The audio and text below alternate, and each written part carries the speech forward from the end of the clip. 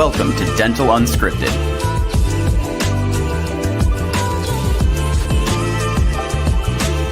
Where Mike Dinzio and Paula Quinn break down the practice ownership journey, one episode at a time.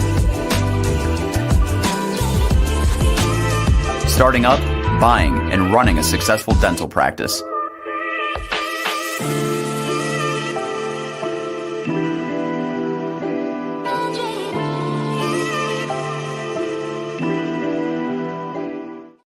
All right. Hey guys, welcome back to another episode of Dental Unscripted. As you all know, my name is Michael Dinzio, and I also have my co-pilot, Paula Quinn.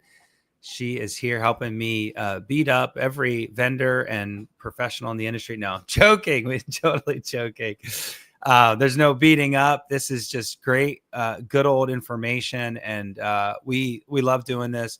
Some housekeeping real quick. If you're watching or listening to this program on Acquisition Unscripted or Startup Unscripted, please jump over to Dental Unscripted. We're managing these programs and trying to keep it to one program. There's still a lot of you following those other podcasts, and we'd like for you to jump over to Dental Unscripted. So please follow and subscribe that one. But without further ado, let's just jump right into it. I'm excited because I get to interview a mentor and friend that I've known forever. I know when I first got into Bank of America, Phil showed me the ropes. That's how far back this relationship goes. I even followed him into some other things. And this guy's a smart dude, has been doing it way longer than me. And so I'm excited to learn from him today. So without further ado, I'm gonna introduce Phil Hoover with Western Practice Sales. What's up, Phil? How you doing, buddy? Doing well, Mike. And I haven't done it way longer than you. A little bit longer, my friend. Well, your knowledge feels like it's way longer, but I appreciate that. It's a pleasure having you on the program. It's stupid that you haven't done this yet. I've had a lot of our old friends and partners that have gone into different directions in their career, from B of A to whatever else. And here you are, one of the owners and partners over at Western Practice. We interviewed Tim, 3-4 years ago. That was a great episode during Shark Week. And Tim represented well as a shark for the Acquisition Unscripted Shark Week. But today we're going to break down LOIs, as I feel like it's a good topic to cover because there's a lot of questions around what's the process, what's the timing of it, what does it mean, is it binding, what players need to be in place, how do I make these decisions? And of course, I could have had the program with Paula, as she's gone through the process a couple times herself. So Paula's on the show to bring us some, more boots on ground experience. But I also wanted the other side, which is the seller side. So you got a buyer's agent, someone that's gone through this, and a seller's agent. So we got a nice panel to discuss LOIs. But real quick, Phil, who are you, and what's Western Practice Sales? Real quick. Thanks, Mike. Thanks for having me on. Phil Hoover. I've been in the dental industry for 20 years, a little bit longer, actually. I've been in banking and finance for the majority of that. I had the opportunity to work with Tim in the last few years and take over the Western Practice Sales arm here. And we are a dental broker based out of Northern California. Myself and we have 4 other brokers on our team. And we service Northern California and really all of California. And, we are one of the largest, not the largest brokerage here in Northern California. So a lot of experience on my table, on my team. A few of my brokers have been in the business for 40 some years. Myself and my partner, we have 3 ex-dentists on staff, along with myself that's been in the industry for 20 years plus. And, we're excited to keep growing, keep going. Yeah. And your transaction numbers are insane. You guys process and transition a lot of practices. So you see the good, the bad, the ugly. And I think today we can touch on some of the ugly, right? Like, I think we should all learn from some of the things that don't go super well. We can celebrate the ones that are just smooth sailing. And so with the topic of LOI, Phil, like, in your mind, how important is an LOI to the whole entire process?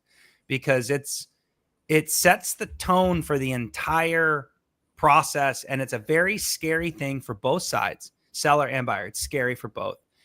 And I think the LOI sets the entire tone. Do you agree? And what's your take on just the LOI in general? Yeah, there's benefits to both sides when an LOI is brought to the table. We're talking at that point in time, we're talking about the transition. We're talking about the exit strategy with the seller and the entry strategy with the buyer.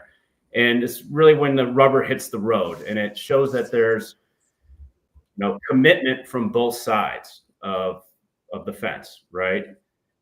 And when we get to the point where there's enough information on the table where a buyer can make an educated decision on the next steps, that says that myself and my seller have done a good job of relaying information, relaying data to the market that shows that our valuation is proper, correct, and it shows that the buying community is recognizing what we're selling and holds it valuable. So, in that response, initially just having an LOI and having the conversation about it just really sets the stage for what's about to happen next. And that is trying to set up a smooth transition for the buyer and seller to build a relationship to get to the closing table and the transition at the end. And without good communication on the front end, starting with due diligence into the LOI, it can get rocky. And there's some, hurdles that need to be explored when we're entering into that LOI stage. Yeah. Yeah. I mean, Paula, like from a buyer's perspective, do you remember making your offer? How did you feel going into that situation? I think that'll key up a really important discussion point because, Phil, you talk to the sellers and you know exactly how they feel into that process. Paula's the buyer. It's extra. It's probably extra for Paula because she's a hygienist. So there's a little extra stress on a non-dental owner. But how did you feel going into an LOI and how did do you remember like any main things about that? Yeah, I think you feel like it all needs to be ironed out before you submit that because you're afraid it's so binding, like you're stuck and then you haven't seen under the hood, you don't know all the stuff except what's in the prospectus. So it's scary because you feel like, well, what if I get in there and this isn't right or this isn't right or they're lying about this, and then how do I get out of this? So it is pretty scary. Now that I've been through it, which I'm sure is what Phil will talk about, there's still time, but it doesn't feel like that when you feel like you're like, this is your last ditch effort to get all of that, how are the accounts receivable being handled? How is this? So many questions. Yeah. Yeah. So yeah, I remember it being scary and I felt like I was doing something that I really didn't know for sure. Yeah. What it was going to turn out to be. So it was nerve wracking. It's almost like, like buying a house, I guess is different, but it's like you're committing before Mm-hmm. Yeah. Like. So, and then from the seller's perspective, Phil, like, what's it mean to them and what's it feel like to them? Cause I think I know what you're going to say, but when you have your conversations with sellers about LOI and they're going through that process and you're trying to coach them through that process, where's their head at? It's over. Let's do it. Good. Let's go. The reality of it is it's just beginning, and that's where the conversation with me and my coaching to the seller on the front end, it's not over. We are going to look at the nuts and bolts of the deal, nuts and bolts of the practice, and it might get uncomfortable. And I preface all of our sellers that there's going to be some tough conversations ahead, and rightfully so. A young doctor is going to put their career and a lot of money on the line in order to make this happen. So, expect that to happen. That seller's relief though, Mike, I tell you, it's they are ecstatic. And I think the buyer feels because they got an offer, or because they got an offer, Because they're ready to go. They're ready. They're ready yesterday to get the hell out of there. It goes both ways.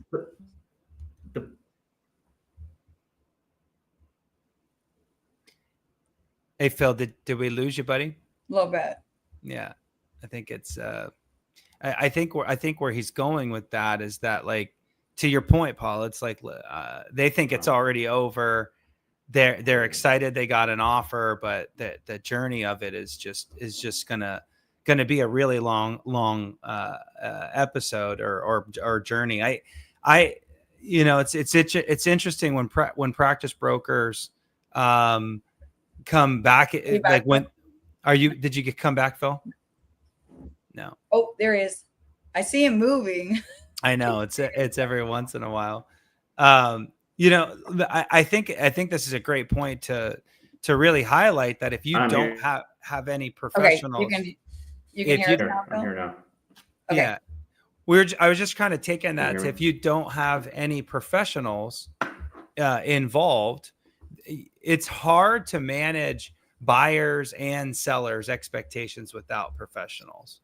You know what I mean? Like, I know that buyers are so emotional about this that they do need help, whether it's a CPA or maybe a friend or colleague helping them through that journey. The seller needs that just as much as the buyer. I think we've got you, Phil. You can pop in and finish your comment there. No, maybe. Oh, there he is, Phil. Yeah, he's losing it. Why don't we ping him to leave, and then, yeah, I mean, I would say, I think the biggest difference for me being a buyer and a seller, because eventually I was a seller, I would say was, like, I feel like I got a great product here. This is like, because you own the practice and it's now your baby. I own it. It's my blood, sweat, and tears that have gone into it. Don't call my baby ugly. Yeah, I mean, this is my baby now. Like, before I was about to, buy somebody's baby. Now someone's buying my baby, and my baby's perfect. You know what I mean? Yeah. So then it's like an insult when someone's like, well, what about this? And what about this? Where as a buyer, I was doing the same thing. You know what I mean? Yeah. Are you back, Phil? I missed a lot of that, but I think I know where you were going. I apologize.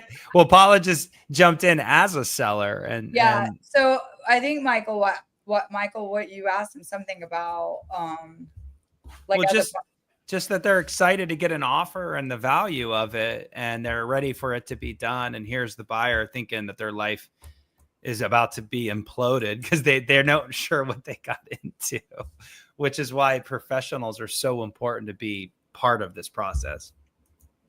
Right. And I think the key to that moment in time is to capitalize on the positive energy from both parties. And I think that's where we really need to, as professionals, work together to build on that positive energy instead of saying, okay, what's next? And saying, let's dig deeper and pick you apart. It's more of, okay, let's come together, work together to find out maybe some of these holes, because everyone knows they're there and we're going to find them. So let's just work together to put them all on the table and get to the finish line, and get to the finish line holding hands and not driving a wedge between us. And that's right. The one thing that I think we're seeing in today's market, Mike and Paula, is, once that letter of intent is executed and brought to the table, defenses start going up. And we got to just watch that. We got to watch our delivery at that point in time. I think that's beautiful. I think that's exactly right. We keep coming back to this idea of binding, non-binding.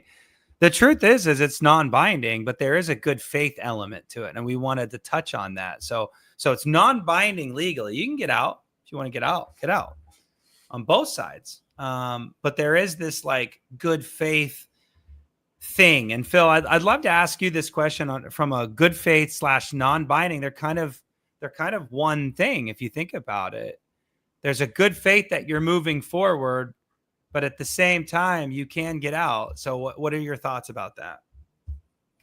I have your contract right in front of me. I have mine on the computer here, Michael, and they're both very simple. If you want to get out, you get out. It's done. Yep. That's it. Yeah. The reality of it is that the seller's expectations at the time that a letter of intent is executed, they feel that the deal is done.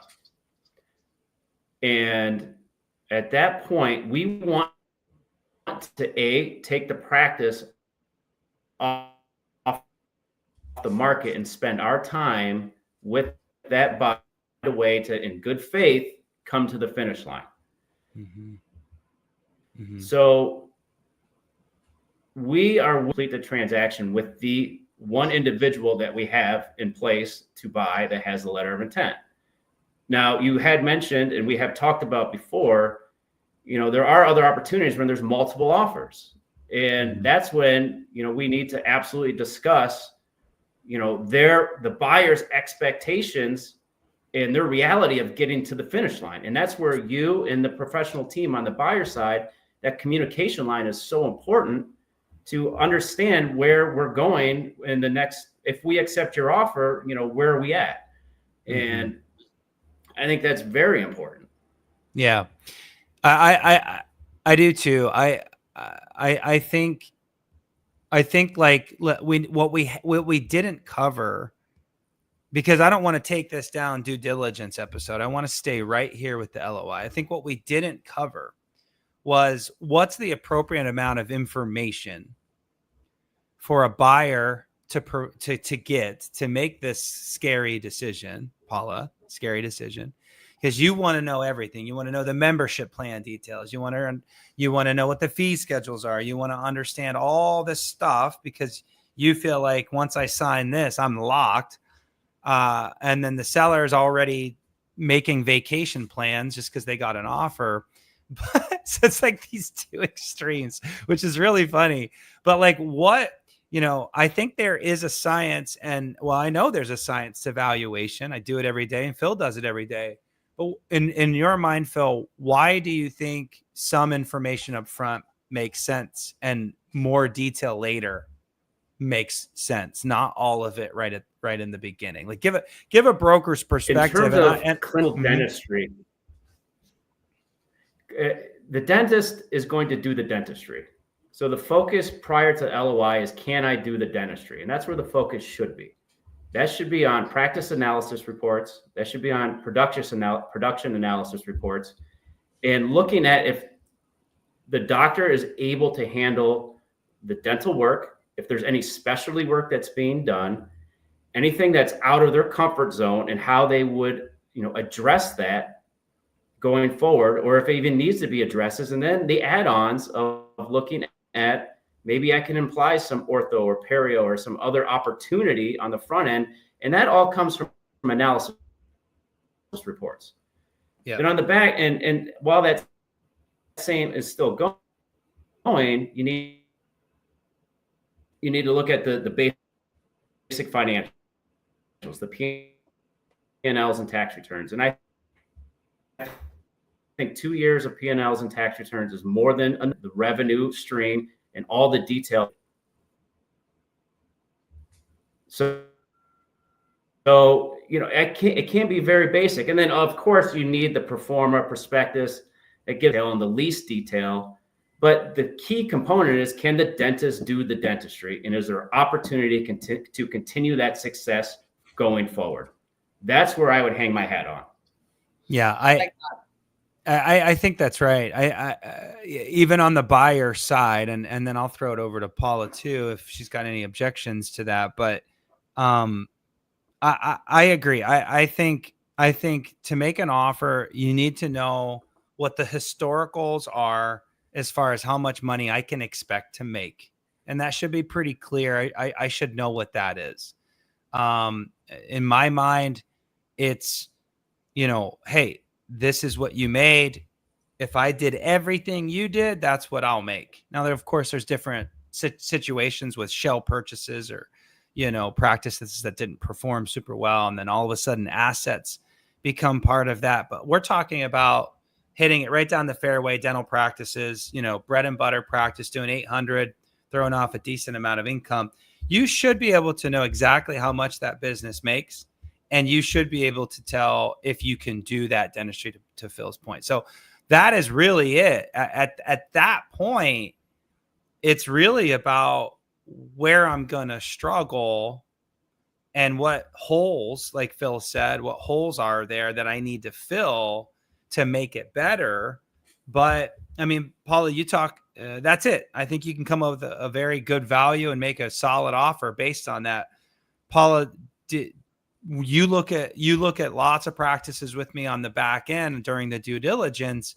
Oftentimes you're not part of that valuation process, but I mean, I can't think of too many offices that we've helped where we found some explosion of different information that blew up the deal. Maybe it happened once, twice, but right. I mean, it's usually about what the doctor can do. I actually even look at their gaps as opportunity for the new doc. You know, to me, it's always like, this is good news. They do one crown every month, and then we can, you know, we get to do one daily. You know what I mean? So it's, you know, my red flags are, like Phil said, can you do the dentistry, and maybe is the dentistry all done? You know, there are full mouth reconstruction doctors out there that's not saying there's not dentistry, because we're all getting new patients and you can pivot the practice. So even that's not a immediate no, but it's those are probably the scary ones, right? If there's lots of procedures or a big part of the practice that's doing something you can't do, or if maybe it's like you're a little worried that all the dentistry could be almost done. Mm-hmm. It's not going to be on a bread and butter doctor ever, but a full mouth reconstruction doctor, you know, you might have that worrisome. But I think all the other things are doable if you know. And I like the way Phil just put it, because for me, he's right. That stuff, I just want to know. It's not going to make or break me buying the practice. It's just, I need to know that stuff. I don't want to come in day one and no one told me there was a membership and I'm doing free cleanings left and right. You know, that's the stuff that sucks. And we had a brief conversation right before we went live, and I got into the due diligence before I realized it was all LOI. And that's the stuff I was talking about to Phil. But no, I 100% agree. It's the profitability, you know, and then can you do the dentistry? And it's, let's go. You know, I can figure out the rest. It could be a team thing. It could be a system thing. It could be a, like, hey, it's all opportunity. I would like to kick this over to Phil if he's got still good connection here on. Do you, Phil? Thumbs up? Oh, he smiled. It's perfect. Okay. When you're a broker and you get one buyer that wants the whole due diligence package up front before they make an offer. Oh, I want to say something about that. I'm going to make a note. And then another buyer who's just kind of like, you send the prospectus over and they know how much they're going to make, and they've spent the time looking at the production reports, and they're like, yep, I can do this. What's that like for the broker? Because the seller, they're not thinking anything. They're thinking, well, they're not being picky choosy, but to a broker, your whole job is to be picky choosy. So walk us through kind of like that psychology or whatever. So money is money and people are people, right? And when you present a case to the doctor, most of the time, money over character wins. And the money is typically not a big differential between 10 or 20 grand is not going to make a difference. Maybe $100,000 convinces somebody. And that's the people that are throwing it and they're going to look the other way, give me the practice and get out of the way. That is still out there. That still exists, right? When you have that practice that's in a desirable location and you do talk to 8 or 10 convinced buyers that they want to take it to the next stage and they want to put a letter of intent in, we're collecting resumes and we're having interviews with the seller. And then it's about character. It's about who's going to fit that practice the best. And, you know, that's a great problem to have, right? Mm-hmm. And you know what? We might not bat 1,000 when it comes down to that, because everything, you know, maybe there's something unforeseen that we don't know, buyer or seller. But, you know, Michael, I think character in these doctors and these sellers' eyes, once that sizzle of, oh, good, I got an offer, I'm going to go to Hawaii next week and retire. Once that sizzle kind of fades away after a week, then they realize, man, this is still a lot of work. I gotta coach this buyer. I gotta coach you, Phil, and coach you, Mike, to get this thing to the next level and the next phase so I can retire. Mm-hmm. And, it does make a difference. And that's the information we try to relay to our sellers is like, we got to pay attention to who we're accepting the offer from too, Mike. And sometimes it's not all about the money. Mm-hmm. Paul, you had a question or a comment that you wrote down. Yeah, it was a comment. It's a little ways back, but and I'm just going to throw that out as a perspective. You guys are calling this, you had it up there, LOI in good faith, or however you had that. Mm-hmm. And I would say, have you ever taken into consideration, both of you, because you're representing the seller and the buyer, like good faith to me is different than what's good faith to maybe Michael. And when I'm going into an LOI, or when I was going to my LOI, I should say, I'm also feel like I am putting my good faith on the line. I'm telling this doctor, hey, seller, I'm ready to buy. And I'm in 99% unless something crazy happens. So maybe that's why some people are a little more detailed up front, because, my word is my word. And if I'm giving you my word and then I get in there and there's like this and that, and it may not be the dentistry thing and it may not be a productivity thing, but it's just a lot of stuff, garbage, I mean, maybe I'm thinking that I don't want to do this. I don't want to have to, this is a lot more work than I anticipated. It isn't my dream practice or what have you. Now I'm backing out. So I can see somebody maybe being a little more detailed on the LOI. I like that, because I like that, but there's no but. I like that. But Phil and I will both say it's okay to find something that kills the deal. Kill it quick though, and don't just drag it out. You can make an offer based on this information. And I like that you bring this up, because the listeners are probably thinking exactly what you're saying, Paula. So I'm speaking right to the listeners and I'm saying, look, the profitability and your ability to do the dentistry is all we need to feel good about making an offer. But if we get in and it's a shit show, to your point, yeah, we get out, but we got to get out quick so that we don't drag the seller through the mud. And I think that's what I don't know, Phil, I'd like for you to jump in, but go ahead. Fast no's are better than long no's, right? And if there is a discovery, a moment where you can get out quick, absolutely. Time is money. And we're seeing this now on every practice that we have. We come out with a new listing, a new opportunity. And that first month, that opportunity is hot. And if we get it under contract in that first 30 to 45 days, and it sits on the sidelines for another 30 to 45 days because we're in this due diligence phase, and then now it's been 3 or 4 months and it comes back, we lose value, we lose time, we lose a lot of things that the seller was banking on. That, maybe fault of my own, maybe fault of buyer, maybe whatever, but that faster no within those first 30 to 45 days is super important. I think that's, you're saying, obviously you're going to say this because we're on a podcast, but you're saying truly, if I signed an LOI, I came in as a buyer, kind of first day I walk in, I look through a few things and I'm like, you know what? I'm just not getting that gut feeling. You'd be pretty okay with that. If I kind of did it fast. If I drug it out, that's where it gets frustrating. It's like I drag out the LOI, I drag out the due diligence. Then I'm like, nah. That's where the frustration comes in. Correct. And you're absolutely right. And Michael and I and Paula, we've had the chance to work on a lot of deals. We've had the chance to work on deals in hot markets.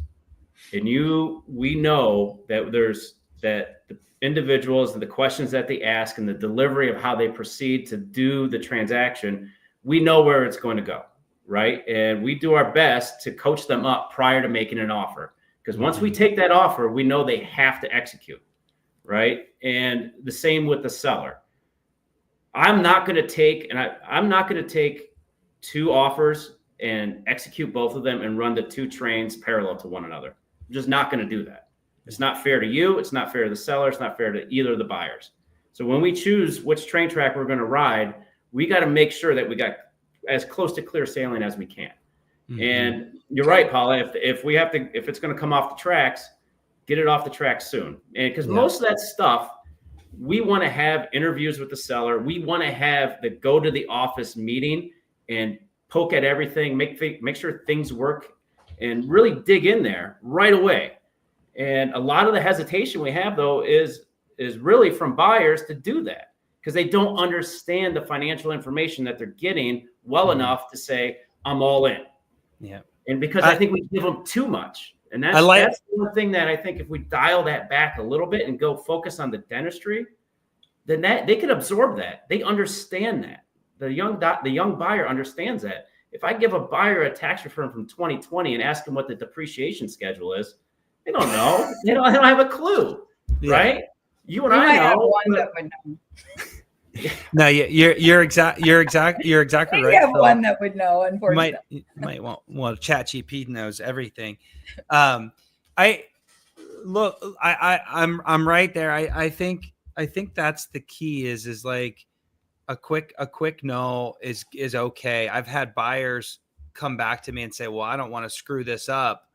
I don't want to screw this up with Phil on a future deal. And I think that's wisdom, because if they're into a deal with you, Phil, and I'm the buyer rep and you're the seller's rep, and here we are, executed LOI, and we're 2 weeks into this due diligence process, they're like, I don't like this practice.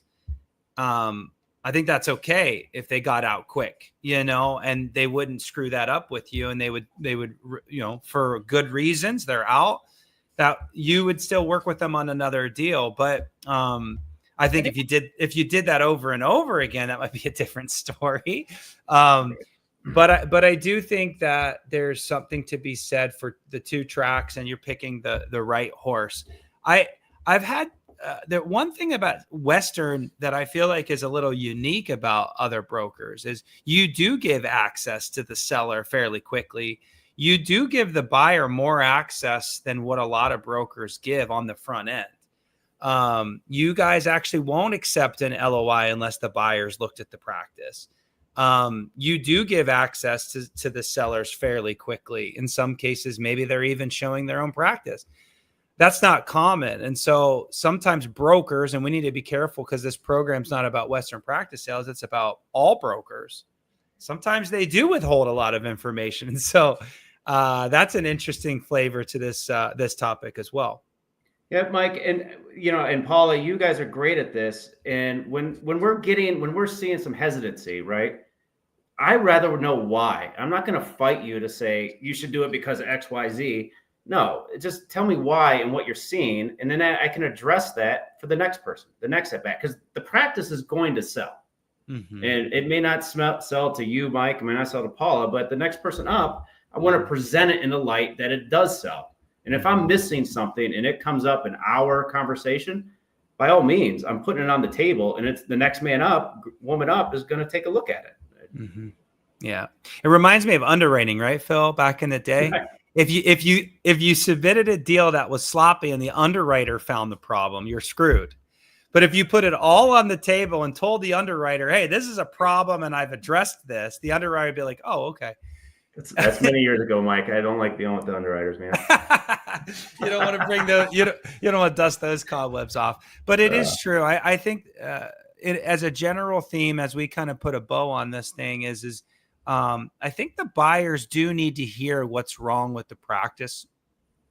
I appreciate your energy comment, like let's build on the energy, but I do think that some buyers do need to hear what's ugly about the deal sometimes to make them run to close.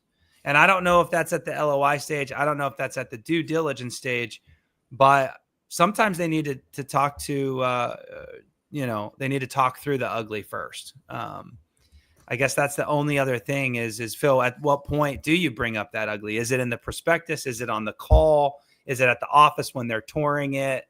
When do you discuss the ugly? In every eye, it's different. Every eye, there is a different set of, what they're looking for is different than the next person up, right? So that comes in discovery of knowing the individual. And, the ugly could be a $10,000 a month lease. There's nothing I can do about that. I'll do my best to help, but that's pretty ugly, right? But the other one might be the guy's doing Invisalign. That's 20% of his production. To me, that's a good thing, but to Paula, it may not be, because Invisalign scares them. They don't want to do the trays. I don't know the ugly either to that individual.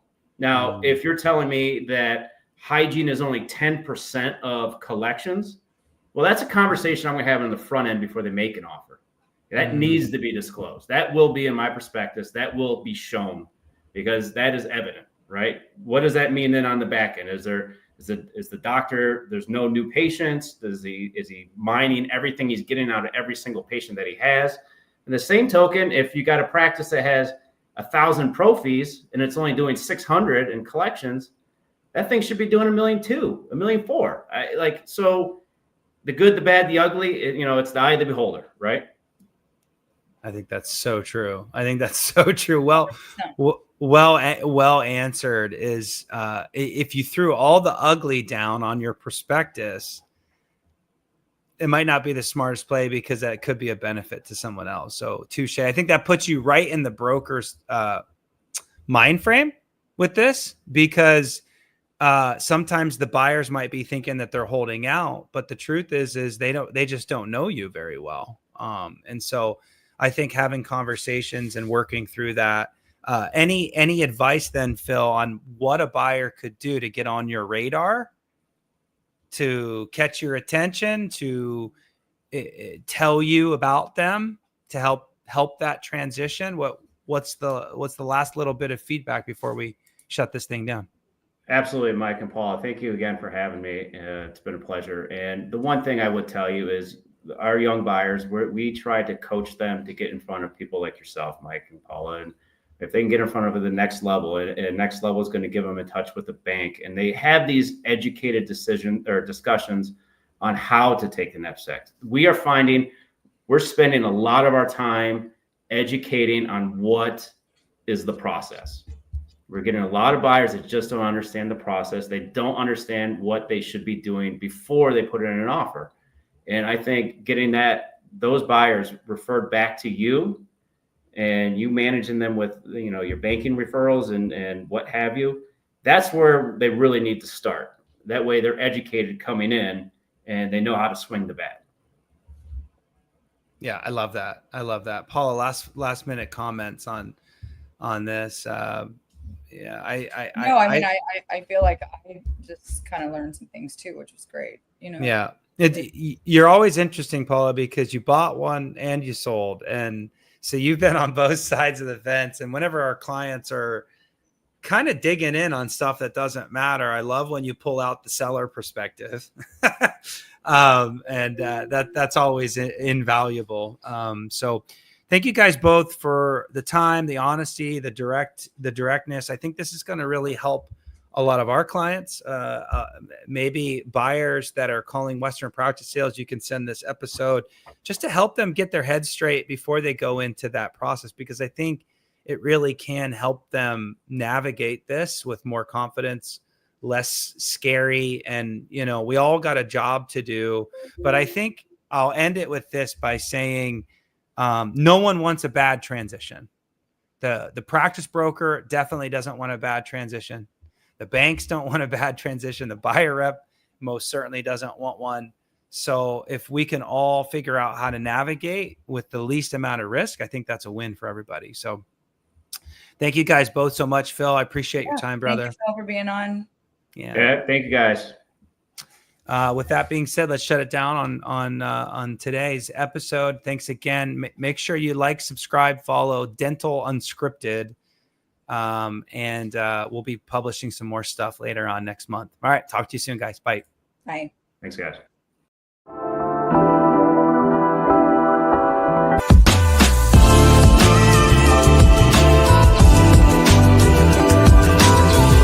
Thanks for listening. Let us know how you like the show.